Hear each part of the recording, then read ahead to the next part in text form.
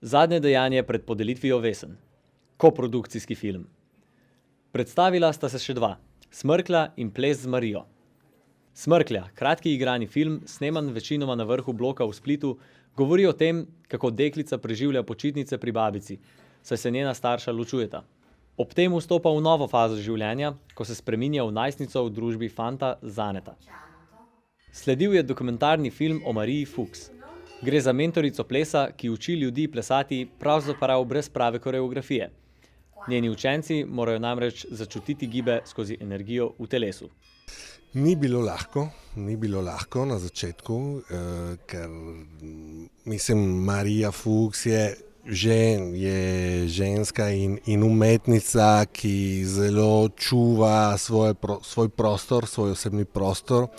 Zato ni bilo lahko, da do tistega prostora bi prišel s kamero.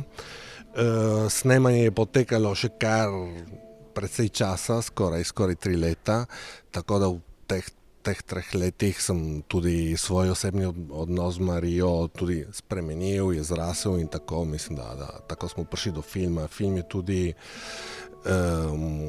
recimo, je tudi izraz svojega osebnega odnosa z Marijo, ne samo, mislim, čisto snemanje, ne.